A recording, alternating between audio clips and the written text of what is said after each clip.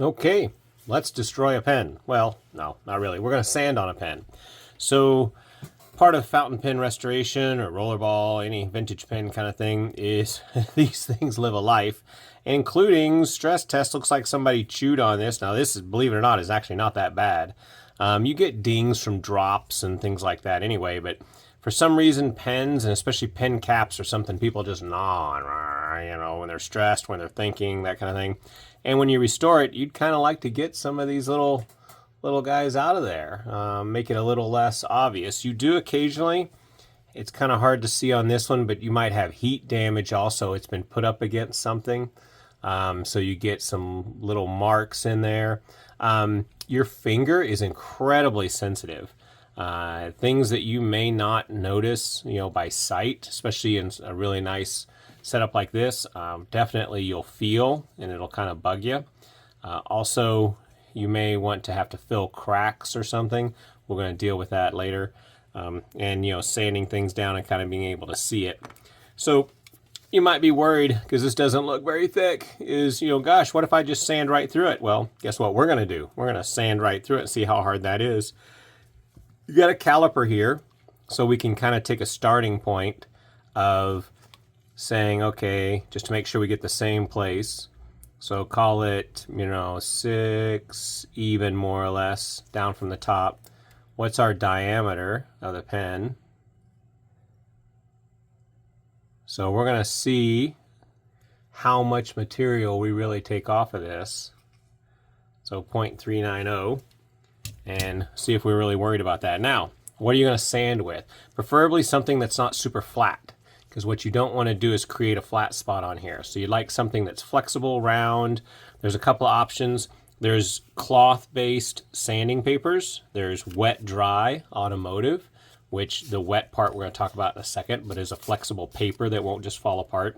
I like the cloth. It just feels a little more sturdy to me, but it's a lot easier to find wet-dry paper at any of your little hardware stores. What you want to do is go up pretty fine and then get yourself also some plastic polish for the final step. Micro meshes are something, if you're doing nibs, you're going to hear talk about micro mesh, but the numbers aren't the same. So you take, for instance, like I came around in the automotive world, so I'm used to 360 grit, 600, 400, 200 grit, 1500 grit. That's different than micro mesh. A 1500 sandpaper, which is a grit, is all the little dots on here. A 1500 micro mesh is a 400. So these, as a 360, much more equivalent. So you kind of need, you know, that's one reason I wrote some little numbers on here to say that my 1500 grit sandpaper is a 4000 micro mesh. We've got, I like something soft. We've got our little tub of love here, our little water setup with our micro meshes in there. They're foam, which is nice. We use these on nibs for nib polishing, but gives a little more adapting to the curve, but still can want to put a flat spot in this if you're not careful and you're keeping it super straight. So again, I like something I can wrap around there. I like the wet is important to carry these dust particles away and keep your sandpaper cleaner. But let's just start knocking this thing down. So here's our teeth marks on here. You can start with the 360. And again, you want to make sure you're matching your curve here. If there was an imprint, some lettering that was really important, I would do something to mark that, maybe a little bit of blue painter's tape. And you notice how, yes, I'm dulling the finish, and that's okay. We're going to deal with that. And you want to blend this in, trying not to create any flat spots. You can see this dust build up on here. This is one of the reasons that wet really helps to carry that away. So now if I work on water, not only does it keep my paper a little cleaner, but it lets me get that out of the way so I can see when I'm getting down to a good point. Twist your barrel if you've got enough marks, but if you're just working on one high spot, one tooth mark on there. And again, your finger is the most sensitive thing for checking this. Make sure you're supporting through here. You don't want to have all the pressure on the end. And ooh, look how much that squishes. Wow. Be careful, you don't want to crack that. This is a little Scripto pin body, so if I do break it, I'm not destroying something of super high value. And I can still fill it in there. Now, why not just keep dropping down to like something like 200 grit? You know, if I'm at 360, why not just keep dropping down? Well, eventually, I would get such deep gouges, it would take so much work to get those out. Because remember, we got to walk this all the way back up to smooth and shiny plastic polish. So I don't want to take so much material that it takes me forever to get it back.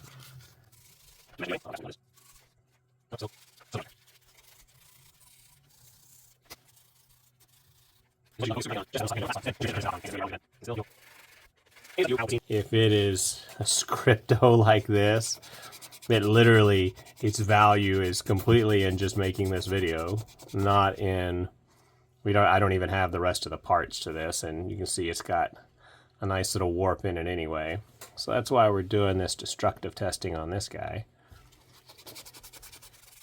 And so, okay.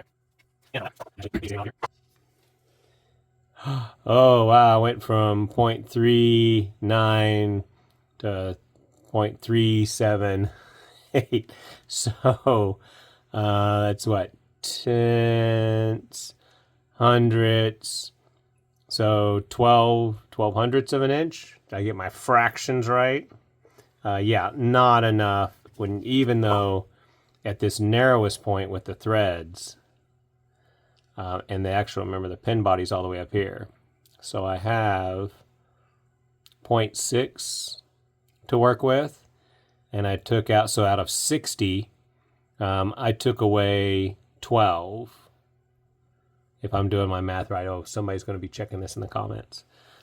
So did not take a significant enough amount out of this plastic, and this was already, you know, flexible. So not enough to do damage. But as you can see now, it's really dull, and as it dries, it's going to be duller. And that's where you start working your way up from the 360. Dun-ta-da. Just start going up to the 700. Now here, again, if there was something I was trying to preserve, I'd have to put some tape on it or be careful. But what I'm trying to do is take the size of the line that the 360 grit, so 360 little things per square inch, square something or other. That's how that's figured out, I would assume. That's what I've always thought. But I'm trying to knock that down. This is 600. So the size of the little particulates, this is how it works in my brain. Again, somebody's going to educate me. There's basically almost twice as many particles on this. So I should be much finer. Get that guy cleaned off. And of course it's still going to be dull because we're not near shiny. So now I go up to 800. Not a huge jump, but you know, it would just take more time. If I went to twice as many, say 1200, it would take a lot more time. But what I'm trying to do is now reduce those scratches even smaller.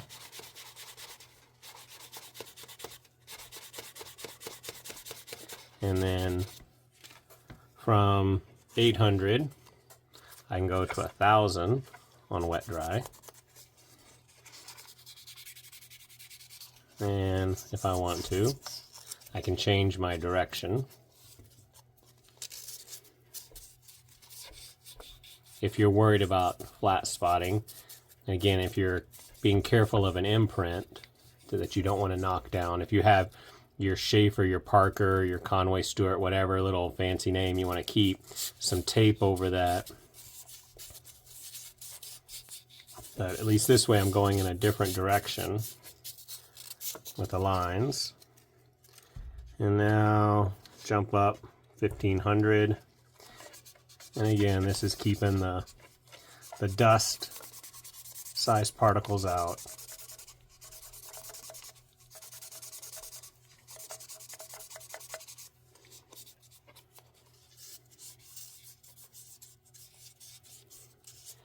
And this is equivalent to about a 4000 micromesh, which is, in micromesh I would still have 6000, 8000, and 12,000 to work up through.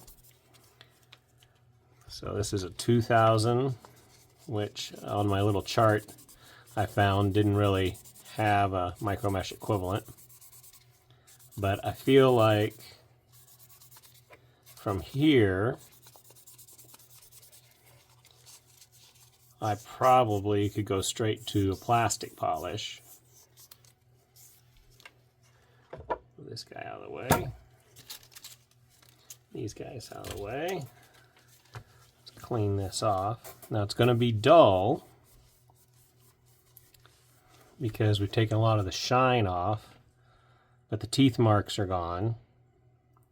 It's actually kind of cleaned up. The color is a lot better here because whatever lifetime of dirt and grime down here, which tells me I probably should go all the way down, but let's talk threads. So if I was going to go all the way down through here, I would want to tape over these threads because this is these are thin and it's going to be really quick to knock those down with any sandpaper. Plus, as you're going off the edge, it's really easy to knock that down. Then when you go to thread it together, it's going to be loose and it's not going to fit. So you would run tape all the way up to this edge right here. One, this isn't seen, so you're not too worried about it. But that also is going to make sure you protect it and give you a little something extra to hold on to. But you can see that color difference. There's still a lot of dirt in there, so it wouldn't have been a bad idea to sand that all the way down. But let's jump to practice some plastic polish and see how it does without having to jump up to the, what do I have, 6,000. I probably was close to 6,000 with that 2,000 grit, or the 8,000 or the 12,000 micromesh.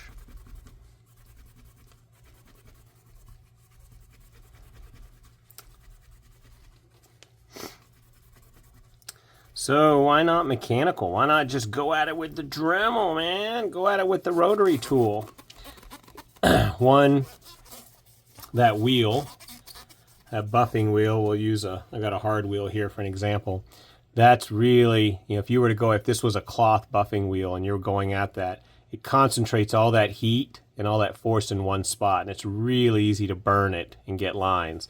Even if you're this way, it really concentrates. So even if you have a wide wheel, it's just too much. It's too fast, too much. You're going to heat that thing up. You're going to melt something. That's very shiny. Good light coming off that. I would be very happy with that and call it done. No teeth marks on there.